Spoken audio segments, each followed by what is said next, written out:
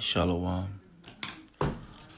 All praises to Yahweh, Ba'ashem, Yahushai, Ba'ashem Rakakadash. Honors to those I've learned from, those men that's constantly pushing this word out on the internet, teaching me, guiding me, showing me how the word is really supposed to be brought out. I made my mind back as a child so I can, step into this realm and really learn the word the way it was meant to be brought out, not under the falseness of Christianity. Double honors to the apostles of Israel, and shalom to those of Yasharallah seeking the truth, seeking righteousness, and hope of edification. Today, I want to go into lessons and it's been on my spirit. It's pretty much this dude Esau, man, and pretty much how the earth's been treating him. It seemed like the earth's finally starting to really let this guy know that's never been dealing with him. The earth's never been dealing with Esau. So I'm going to start out with going to Genesis 4 and 12. When thou tillest the ground, it shall not henceforth yield unto thee her strength. Now we know this is the Most High putting down judgment on Cain after he murdered his brother Abel.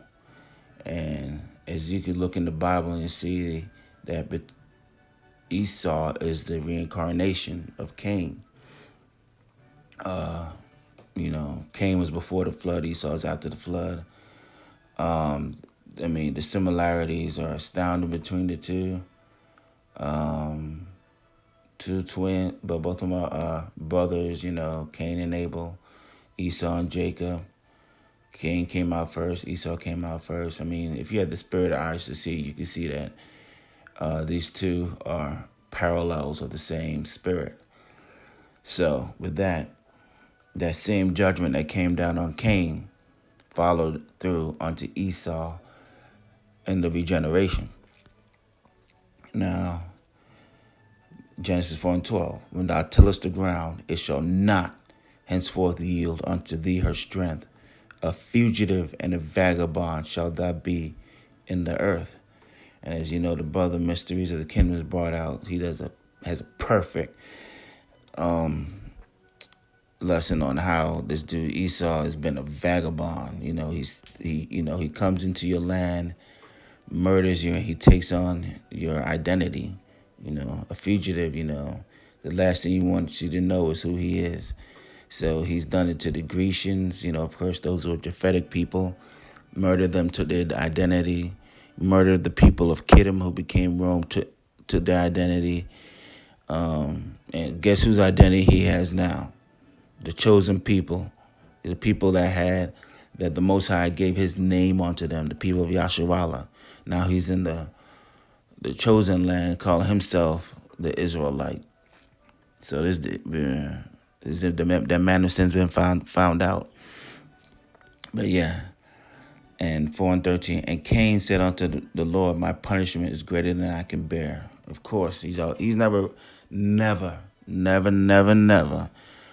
to accept his punishment. Look at him now.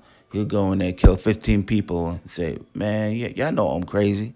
Y'all know I did this because I ain't right in the head. He doesn't want to take responsibility for anything he does, and that's seen as incorrect.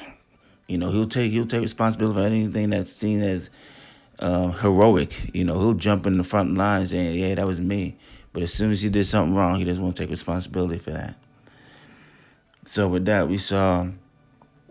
I want to really focus on the part where it says, it shall not henceforth yield unto thee her strength. As we can see, the earth has not been yielding unto Esau his strength. Pretty much the earth is pretty much almost about to fall apart because this dude has been going everywhere around the world, the globe, and raping the earth. If you look at what's going on, you try to eat a grape, you're not really going to get what you want on that grape. So guess what Esau does? He gives you grape extract. If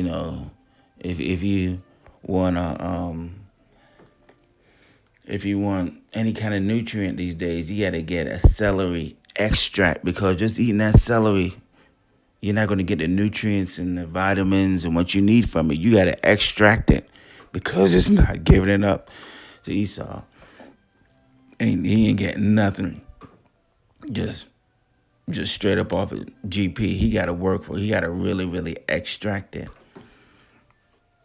Now, but then I want to go into Deuteronomy. It's Deuteronomy 22. I'm going to start at 25. But if a man betrothed a damsel in the field, and the man force her and lie with her, then the man only that lay with her shall die. So pretty much the damsel is not going to die because she was forced.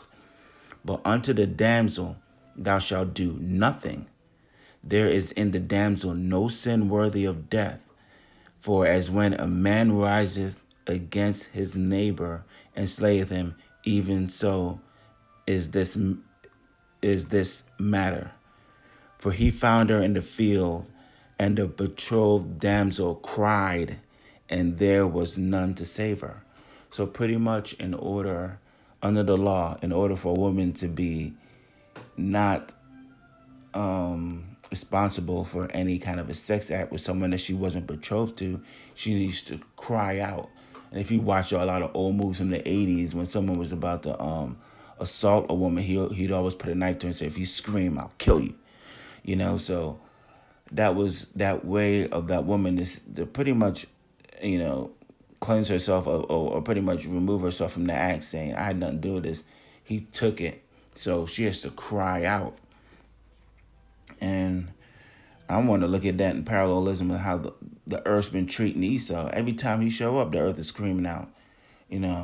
He shows up to Venezuela. He's trying to steal the oil. It cries out. He came to America. The people was like, nah. They cried out. A lot death, massacres had to happen for him to get to get America. Pretty much anytime he needs something, he wants oil. He has to drill for it. He got to go deep. He got to go deep. He got to take this. If you want that oil, he has to take it by force. If he wants he's pretty much anytime he's dealing with the earth, it's not giving it up to him. It's not giving up her strength to him. He has to take it. So with that, we can see that, this is coming down to the end. Now they got if you watch the Weather Channel, they got a documentary series called, Race to Save the Earth. This sucker